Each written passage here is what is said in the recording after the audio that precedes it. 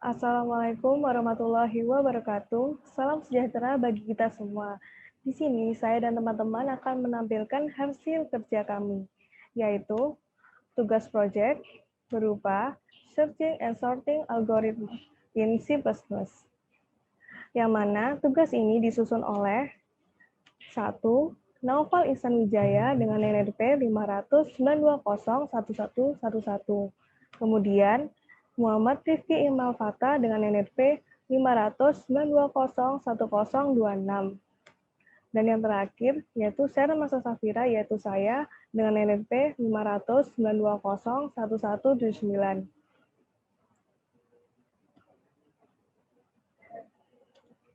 Pada tugas kali ini terdapat 2 soal, yang mana setiap soal akan dijawab atau ditampilkan dalam bentuk 1.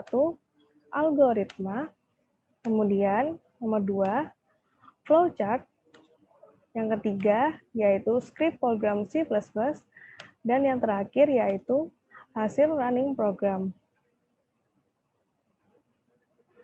Soal nomor pertama.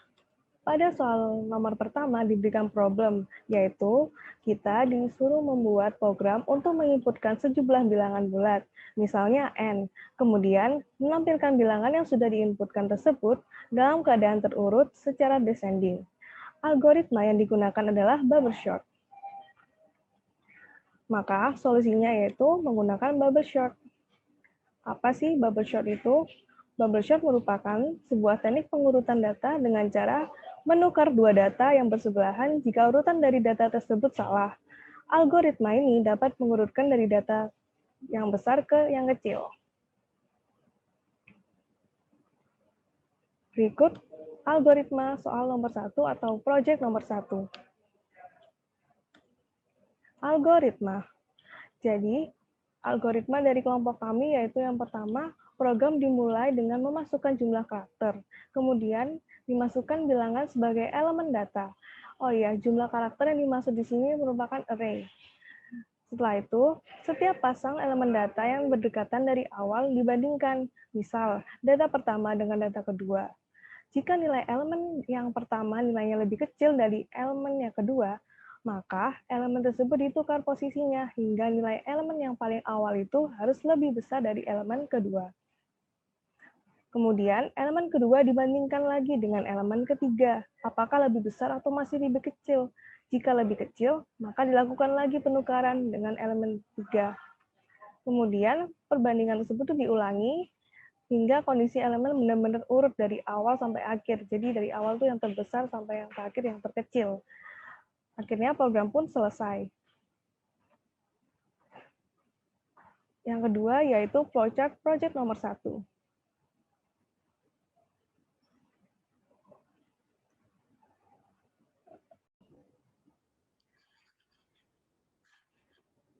Flowchart yang di sini yang dimaksud yaitu merupakan implementasian dari algoritma yang telah kita buat.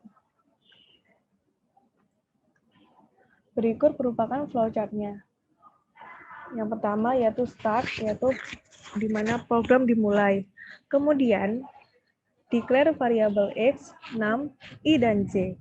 Kemudian input X atau jumlah karakter. Setelah itu masuk ke loop ke kondisi pertama. Pada kondisi ini, inisialisasinya yaitu I sama dengan 0, di mana I kurang lebih sama dengan X min 1, lalu I-nya itu post increment. Kemudian kita masukkan bilangannya. Setelah masukkan bilangan, kita masuk ke kondisi kedua, yaitu inisialisasinya itu tetap I sama dengan 0, tapi syaratnya itu I-nya harus kurang lebih dari sama dengan X min 2, dan I-nya itu post increment.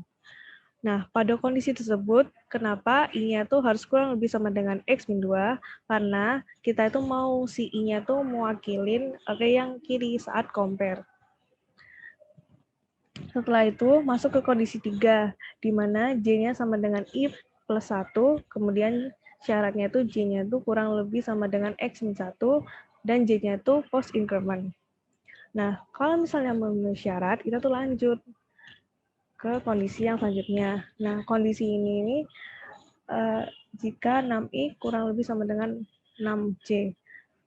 Nah, itu tuh kayak seperti mau membandingkan gitu. antara 6i dengan 6j. Setelah itu, kita masuk langsung ke fungsi swapping. Setelah masuk fungsi swapping, nah bakal balik lagi ke yang j sama dengan i plus 1.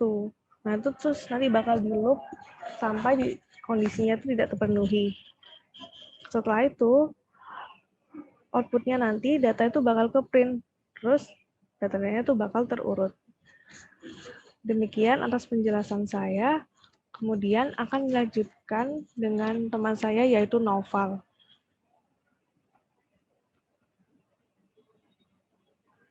Ya, Assalamualaikum warahmatullahi wabarakatuh. Nama saya Noval Alexander Wijaya. Di sini saya akan menjelaskan tentang skrip yang telah kita buat dalam proyek nomor 1. Nah, jadi skripnya seperti ini kurang lebih. Header yang kita gunakan itu adalah IOStream, dan juga yang pertama-tama kali kita mendeklar variabel x, di mana variabel x ini nanti bakal mewakili jumlah bilangan yang akan dimasukkan oleh penginput. Jadinya nanti kita nih di sini kita cin x, artinya nanti si penginputnya disuruh menginput bilangan x.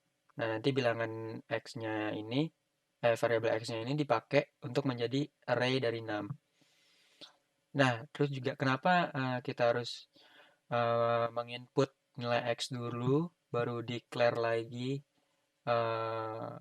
array 6 ini yang ada x di dalamnya ini?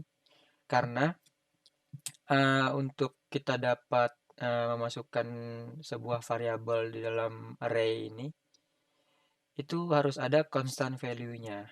Karena kalau nggak ada constant value-nya, dia bakal error. Nah, jadinya supaya dia punya constant value, si penginput harus menginputkan nilainya dulu di atasnya. Jadi di sini saya buat penginputannya ada di atasnya, baru kita declare lagi array 6-nya. Lalu kita juga declare i dan j sebagai integer. Nah, i dan j ini nanti dibutuhkan saat swapping dan juga algoritma sortingnya. Yang atas ini, loop yang atas ini yang for, inisialisasinya i sama dengan 0, kondisinya i kurang dari sama dengan x min 1, terus i-nya post increment. Nah, ini artinya apa? Ini kan i ini bakal kita gunakan untuk mewakili bilangan array-nya, tempat array-nya. Misalnya i 0 berarti ini array ke 0, misalnya i-nya 1 berarti di array ke 1, i-nya 2 array ke 2, dan bla seterusnya. Nah, tadi kan kita udah declare x-nya ini kan udah jadi constant value dari inputan x-nya tadi. Kenapa di sini harus x min 1? Soalnya kan kalau misalnya di sininya 8, nah nanti array-nya kan kalau array itu akan dimulai dari 0. Jadi bilangan pertama yang di input itu adalah array ke 0, bilangan kedua yang di input adalah array pertama, dan seterusnya. Jadi kalau misalnya ada 8 karakter, array paling kanan, array atau bilangan paling kanan itu array-nya akan 7 nilainya. Seperti itu. Nah, jadi di sininya saya buat x min 1. Nah, baru di sininya saya suruh user untuk input bilangan yang akan diurutkan 6i. Berarti ini kalau misalnya pertama saat inisialisasi i-nya 0, berarti dia akan menginput array ke 0 dari 6. Nah, kalau misalnya naik sekali 1, berarti dia akan menginput 6 dari array pertama. Ya, seperti itu. Nah, jika sudah sampai x min 1, nanti dia akan keluar dari loop ini dan masuk ke loop berikutnya. Nah, di loop berikutnya ini baru kita akan melakukan sortingnya. Nah, di sini kita inisialisasi lagi for pakai looping i sama dengan 0, kondisinya i kurang dari sama dengan x min 2, i plus plus. Lalu for sekarang kita j sama dengan i plus 1, j kurang dari sama dengan x min 1 j plus plus. For j ini, yang variabel j ini merupakan loop dalam loop ya. Dalam loop yang atasnya ini. Nah, terus ini kenapa kita buat seperti ini? Soalnya kan kita mau algoritma bubble sort itu dia kan mengcompare antara dua bilangan aja gitu ya, dua array, dua array, dua array, dua array. Misalnya array n ke 0 di compare sama array ke 1, setelah itu balik lagi ke loop pertama, array array ke 1 di compare array kedua, terus ngeloop lagi array kedua di compare array ketiga, dan seterusnya sampai selesai. Nah, makanya kita buat seperti ini. Ini bisa dilihat kalau misalnya J-nya itu merupakan inisialisasinya I plus 1. Jadi kalau misalnya pada awal kan I-nya sama dengan 0 inisialisasinya. Berarti J-nya merupakan 1 pada saat loop pertama. Pada saat inisialisasinya. I0, J1. Nah, I dan J ini kan kita gunakan untuk mewakili array-nya. Nah, jadi pada saat I0 baru di sini nih. Pakai pengkondisian. Baru if 6i kurang dari sama dengan 6j. Jadi 6i misalnya kayak tadi ini masih di loop pertama, berarti i-nya bakal 0. Terus j-nya bakal 1. 0 dan 1. 6 di array ke 0 dan 6 di array ke 1 akan dibandingkan. Kalau misalnya 6 di array pertama lebih kecil daripada 6 di array kedua 6 di array ke 0 akan lebih kecil dari 6 di array ke 1, dia bakal di swap. Nah, swapnya gimana? J-nya 6J kan akan pindah ke depan gitu, ke kiri. Nah, caranya itu kita harus deklarasi lagi variabel sementara untuk menyimpan variabel yang untuk menyimpan bilangan di bagian kirinya. Supaya kan nanti bagian kirinya itu mau diganti dengan bagian kanannya. Nah, ini kita gunakan temp sebagai variabel sementaranya, temp sama dengan 6i, jadi nanti tempnya akan berisi 60 kalau misalnya pada saat inisialisasi. Temp sama dengan 60. Nah, terus di sini 60-nya akan diganti dengan 6j. Artinya 6 bilangan di awal itu akan digantikan dengan bilangan yang ada di I plus 1, artinya di array ke 1. Nah, untuk mengganti array ke 1 itu supaya jadi array ke 0, karena tadi kita udah declare variabel temp ini, nah itu kan udah menyimpan bilangan di variabel ke 0. Jadi kita bisa panggil lagi di bawahnya. Jadi 6 di array ke 1 ini akan nilainya sama dengan 6 di array ke 0. Nah, kalau misalnya kita nggak pakai variabel temporary ini, nah nanti kalau kita misalnya di sini kita ganti jadi 6i doang gitu. 6i. Nah, kan di atasnya 6i udah digantikan dengan 6j. Nah, berarti nanti 6j-nya akan sama dengan 6j lagi. Nah, itu kan sama aja nggak ngubah. Makanya kita butuh temp ini, variabel temp ini buat nyimpen 6i yang awal. Seperti itu. Nah, lalu itu akan berlanjut terus. Ini loopnya udah kelar, habis itu balik lagi ke loop ini sampai kondisi x min satunya ini sudah nggak terpenuhi. Nah, ini kenapa x min 1 juga, karena ini kan dimulainya dari i plus 1 ya. Kan j itu juga mewakili, misalnya ini ada bilangan 1, 2, 3, 4. Dia tuh bakal misalnya mau di compare antara yang kiri sama yang kayak gini, bilangan 1 sama bilangan 2, maka ini bakal j, ini bakal i. Terus seterusnya, misalnya ini sama ini bakal i, ini bakal j. Terus seterusnya ini sama ini bakal i, ini bakal j gitu. Jadi j-nya selalu di kanannya i. Nah, oleh karena itu dia harus x min 1. Soalnya kalau x min 2 dia bakal di sini akhirnya. Nah, kan nggak mungkin. Nggak bisa gitu. Makanya dia harus x min 1. Nih untuk kalau i-nya x-2 ya karena dia harus di sini kan, akhirnya. Paling akhir dia di bilangan sebelum bilangan akhir. Seperti itu. Sudah, lalu habis itu kita keluar dari loop kedua bila dari loop ini jika udah nggak terpenuhi lagi kondisinya, lalu balik ke loop ini. Sekarang i-nya sama dengan 1 gitu. Kalau ini sama satu, ininya masih terpenuhi apa enggak, kalau misalnya masih dia bakal masuk lagi ke loop ini, lalu ngeloop lagi di sini sampai dengan apa proses yang sama sampai ke terpenuhi baru balik lagi ke atas dan seterusnya sampai ke short semua. Nah sekarang kalau udah ke short kita tinggal ngeprint aja hasilnya.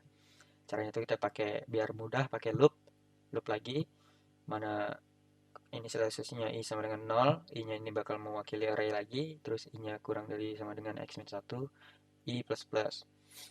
Nah, sini kita tinggal ngeprint caranya gimana, si out sama dengan 6i, karena kan tadi seperti saya bilang, satu misalnya bilangan seperti ini merupakan array ke 0, ini merupakan array ke 1, ini merupakan array kedua, dan seterusnya.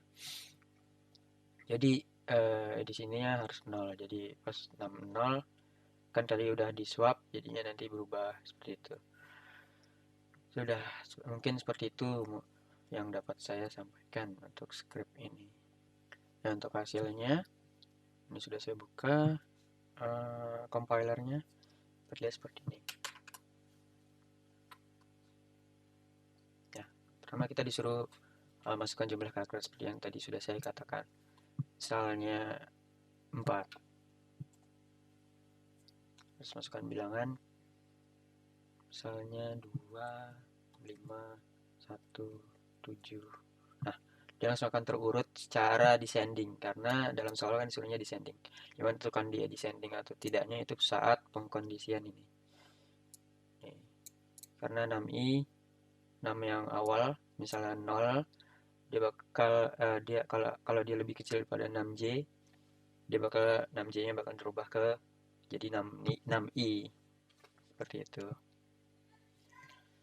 Kalau misalnya kita mau ascending, ini tinggal kita ganti jadi 6i-nya lebih besar daripada 6j, seperti itu. Nomor 2. Pada program nomor 2, kita diminta untuk menulis program untuk mengurutkan data mencari data dengan keyword NRP terhadap data mahasiswa yang setiap recordnya terdiri dari field NRP yang berjumlah 10 karakter, nama 25 karakter, dan IPK yang berupa float. Data diurutkan secara descending berdasarkan NRP, menggunakan struktur data array of struct dan algoritma insertion sort. Pertama-tama, program minta input jumlah mahasiswa yang akan diinputkan. Kemudian, baru menginputkan data mahasiswa dan kemudian menampilkan data mahasiswa tersebut dalam keadaan urut secara descending. Solution atau solusinya yaitu menggunakan insertion sort. Insertion sort merupakan sebuah teknik pengurutan dengan cara membandingkan dan mengurutkan dua data pertama pada array. Kemudian, membandingkan data para array berikutnya apakah sudah berada di tempat semestinya. Algoritma ini dapat mengurutkan data dari besar ke kecil atau ascending dan kecil ke besar atau descending. Algoritma project nomor 2. Algoritmanya adalah sebagai berikut. Program dimulai dengan memasukkan jumlah mahasiswa yang akan diurutkan. Kemudian, memasukkan NRP, nama, dan IPK mahasiswa yang bersangkutan. Kemudian, hasil yang didapatkan nantinya berupa sorting NRP menggunakan insertion sort, di mana akan diurutkan sesuai dengan NRP dari mahasiswa yang bersangkutan, yaitu dari NRP terbesar ke NRP terkecil. Setelah itu, program selesai. Flowchart project nomor 2. Flowchart-nya adalah sebagai berikut. Pertama, start atau program dimulai. Kemudian, inisialisasi N atau banyak data yang akan diurutkan. Kemudian, masukkan jumlah mahasiswa. Kita kemudian memasuki loop atau kondisi yang pertama, di mana for int i sama dengan 0, i kurang dari n, dan i post increment. Kita kemudian memasukkan NRP, nama, dan IPK mahasiswa. Setelah loop selesai, kita kemudian lanjut ke fungsi insertion sort, di mana fungsi ini akan menurunkan data-data yang telah kita masukkan sebelumnya. Setelah data telah disortir sesuai NRP, data kemudian di print dan program pun selesai atau end. Dan selanjutnya akan dilanjutkan oleh teman saya, Nova. Ya, selanjutnya saya akan menjelaskan tentang scriptnya dari project nomor 2. Jadi seperti ini. Nah, mungkin saya bisa pakai langsung dari dev C++ saja biar lebih mudah. Headernya yang kita gunakan adalah iostream, stdio.h, dan juga string.h. Nah, kenapa kita butuh string.h? Ini karena kita butuh string compare nantinya. Terus kenapa kita butuh stdio.h? Ini karena nanti kita butuh fungsi scanf di bawah. Nah, yang pertama kita lakukan adalah kita harus membuat struct-nya dulu, yang namanya mahasiswa yang saya buat ini. Kita membuat struct namanya mahasiswa. Nah, struct mahasiswa ini isinya adalah IPK, NRP, dan juga nama. Di mana IPK-nya itu dalam bentuk float, tipenya. NRP itu tipenya adalah karakter, dan juga nama tipenya adalah karakter. Yang isinya di sini 25 karakter, di sini ada 11 karakter NRP-nya maksnya. Nah, sekarang ini void insertion short ini apa? Ini merupakan fungsi insertion short yang saya buat. Ya, jadi void insertion short ini merupakan fungsi yang kita buat untuk sorting nanti yang akan dipanggil di bawah. Void insertion short ini merupakan fungsi yang kita buat untuk sorting nanti lewat algoritma insertion. Nanti lebih jelasnya akan saya jelaskan saja pas sudah pemanggilan di fungsi ininya, fungsi mainnya. Jadi kita langsung saja ke fungsi mainnya. Yang pertama, sudah pasti kita harus n ini akan mewakili size, artinya banyak data, akan mewakili banyak data yang akan diurutkan, yang akan diinput oleh user. Ini tipenya kita declare sebagai integer. Nah, terus di sini kita suruh user untuk menginput nilai n-nya. Nah, sekarang ini kita mendeklar variabel MHS, di mana arraynya sejumlah n. Nah, ini mahasiswa ini merupakan sebetulnya sama kayak tipe, cuman ini kan merupakan struct yang kita buat. Jadi dia tuh sama kayak kalau misalnya kita declare suatu string, misalnya string nama gitu. Nah, ini tuh string kan merupakan kumpulan dari karakter. Nah, seperti itu. Mahasiswa juga itu, cuman dia kumpulan dari apa yang kita buat di struct tadi. Float, IPK, NRP, nama. Seperti itu. Nah, selanjutnya kita kan tinggal menyuruh user buat menginput data-data yang dibutuhkan. Nah, sekarang bisa pakai loop supaya lebih mudah. Nah, untuk menginput datanya, menginput data-data dari mahasiswa ini yang stok mahasiswa yang IPK NRP nama, kita tinggal pakai loop aja. Loopnya itu in i sama 0, i kurang dari n, i plus plus. Ini kan seperti tadi saya bilang, ini bakal mewakili array lagi, mana 0 itu kan merupakan array yang paling kiri. Nah, terus kurang dari n artinya dia bakal nyampe n-1, dimana true. Nah, terus di sini ini buat ngeprint, buat munculin di layar data mahasiswa keberapa yang bakal dimunculkan, yang bakal diinput. Nah, di sini yang pertama kita suruh masukin NRP mahasiswanya. Cara gimana? Tadi kan variabelnya udah di declare pakai MHS ya. Nih di sini. Dengan struct mahasiswa. MHS.nrp berarti nanti dia akan memasukkan NRP yang akan dimasukkan ke datanya MHS ini di NRP seperti itu. Nah, lalu selanjutnya kita suruh nginput lagi namanya dengan cara yang sama. Lalu selanjutnya kita suruh nginput lagi IPK dengan cara yang sama. Nah, ini kenapa ada getchar dan juga kenapa di sini pakai scanf? Soalnya kalau kita pakai cin di sini, cin tuh kan nggak bisa dia nggak bisa ngebaca spasi. Jadi kalau kita pakai nama yang ada spasinya, nah itu dia bakal nggak berjalan dengan lancar gitu programnya. Jadi di sini saya solusinya memakai scanf supaya bisa membaca spasi yang kita berikan di namanya tersebut dengan sintaksnya seperti ini. Nah, lalu ini kenapa getchar? Kita pakai getchar di atasnya. Karena kalau misalnya nggak pakai getchar, dia scanf ini kan akan ngebaca sampai enter gitu ya. Nih, scanf ini dia kan bakal ngebaca sampai enter, baru dia pindah ke bawahnya. Nah, saat kalau nggak ada getchar ini, misalnya nih, saya contohkan, terus saya run 2, misalnya 110. Nah, dia akan seperti ini.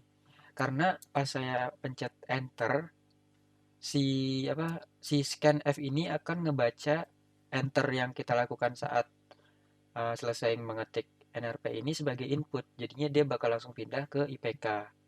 Nah, kan seperti itu kan merupakan hal yang tidak ingin kami sebagai merupakan error ya. Nah, jadi kami memakai getchar ini karena getchar itu kan fungsinya sebagai kayak pause gitu, yang dia bakal nge-pause programnya sampai kita memencet enter.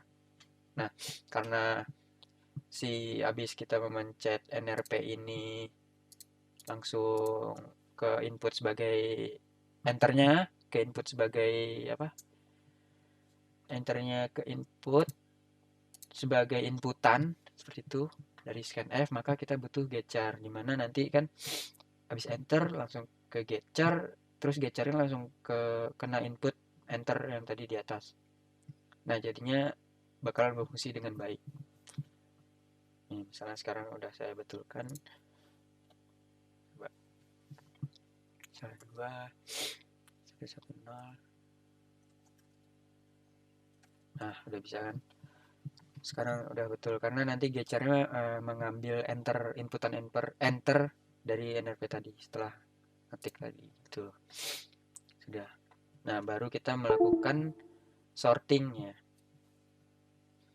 Nah, sortingnya itu seperti yang tadi di atas.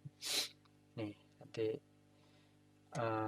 dia kan mahasiswa sama MHS sama N, ini variabelnya MHS yang mau diurutkan, terus jumlah banyak datanya adalah N. Nah, MHS kan tadi udah kita input NRP-nya, nama sama IPK-nya. Nah, sekarang kita masuk ke sini.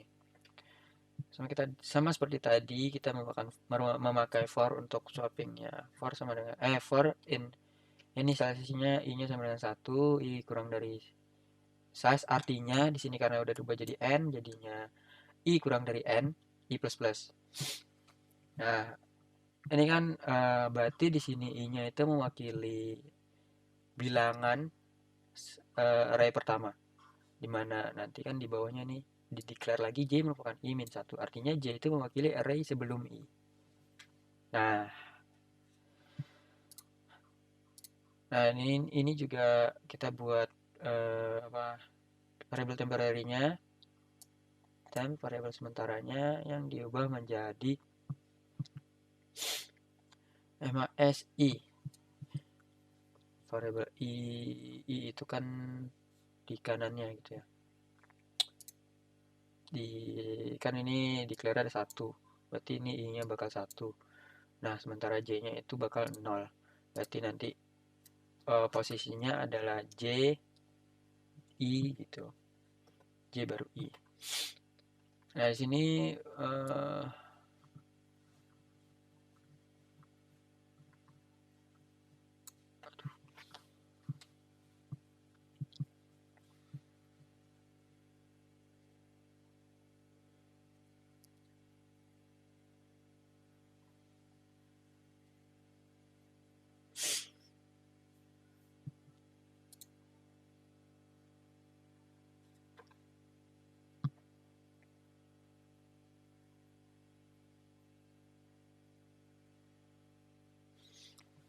ya mungkin untuk fungsinya saya akan pindah lagi ke PPT-nya.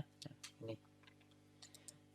Nah, tadi kan kita udah masukin juga size-nya itu adalah n, ya kan, tadi dari di bawah itu. Nih, dia di-declare sebagai n size-nya, dan yang mau diurutkan adalah variabel MHS. Nah, berarti ininya n, MHS udah betul. Terus ini pakai loop sekarang, for in i sama dengan 1, i kurang dari size i plus plus, yang mana size-nya itu merupakan n, dan i plus 1, i sama dengan 1 ini merupakan inisialisasinya. Berarti kalau misalnya ada string ya, jadi NRP, misalnya ada NRP 110, sini 112. Nah, ini merupakan array pertama, ini merupakan array ke 0. Nah, jadinya karena ini akan i-nya kan akan kita gunakan untuk mewakili array ya, array keberapa. Nah, jadinya i-nya bakal di sini, terus j-nya bakal di sini. Itu kan karena algoritma insertion sort itu dia nge-sort seperti ini. Misalnya ada bilangan 1, 2, 3, 4. Misalnya yang pertama dia berarti di sini. Jadi bakal nge-compare ini. Misalnya descending, kan 2-nya berarti bagian sini harus lebih kecil pada bagian sini. Nah, ini karena 2-nya harusnya ada di sini, dia bakal berubah. Jadi 2, 1. Nah, ini merupakan yang udah ke sort. Lalu sekarang ngeloop kedua, misalnya 1, 2, 3, 4. Sekarang yang ini i-nya. Nah, sekarang kan j-nya jadi yang ini karena i min 1 j. Nah, ini j. Nah, dia bakal nge-compare kalau misalnya 3-nya itu lebih besar lagi daripada 2. Sekarang kan udah berubah ya. Mohon maaf. Sekarang bagian udah jadi seperti ini. 21. Karena dari loop pertama udah berubah. Nah, karena 3-nya lebih besar daripada 1, nanti 3-nya bakal pindah ke array kedua. Jadi 2, 2, 3, 1, 4, lalu langsung lagi. Mohon maaf. 2, kan ini udah seperti ini.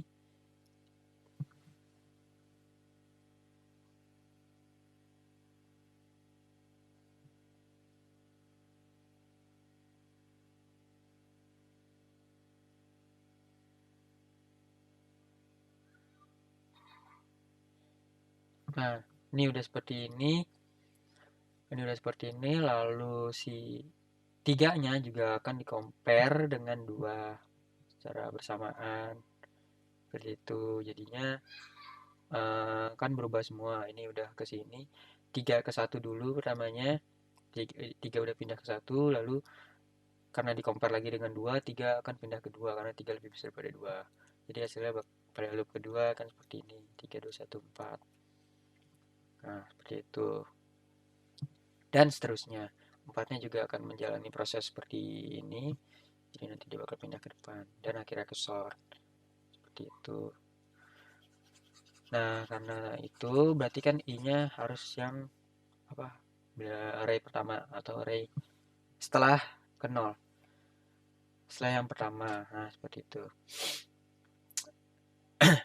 Nih, kita declare sebagai integer j-nya sama dengan i min 1. Nah, terus ini juga variabel mahasiswa ke array ke i itu bakal disimpan sebagai variabel temporary, sebagai variabel sementara. Nah, ini kita masukin lagi ke loopnya for j sama dengan i min 1, j lebih besar sama dengan 0, dan kondisinya ini ya, kondisinya sampai sini j harus lebih besar sama dengan 0, dan juga kita compare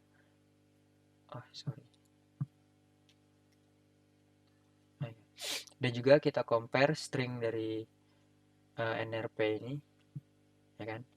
Kita compare temporary NRP, variable NRP ini kan MHSI udah masuk. Jadi MHSI artinya pada saat loop pertama kan i-nya sama dengan 1. Misalnya ini, i-nya sama dengan 1. Nah, terus karena udah di declare j-nya sama dengan i-1, berarti j-nya bakal 0. Berarti j-nya bakal mewakili ini. Nah, pas saat di compare, ini kan udah masuk variabel temp nih, temp. Ya, terus ini udah variabel mahasiswa j, MHSJ. Nah, di compare kalau misalnya si variabel temp-nya ini lebih besar daripada variabel temp j ini, variabel temp i sama variabel j ini, array ke j, atau artinya array ke 0, dia bakal pindah i-nya ke kiri karena ini descending. Nah, string sintaksnya seperti ini. Ini base CMP dari string.h, header string.h.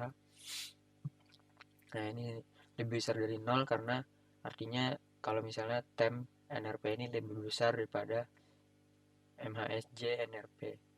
Jadi terus j-nya min-min. Terus dalamnya bakal dieksekusi kalau misalnya kondisinya terpenuhi, dieksekusi mhs j plus 1 sama dengan mhsj. Artinya j plus 1 karena tadi j-nya 0 pada saat inisiasi.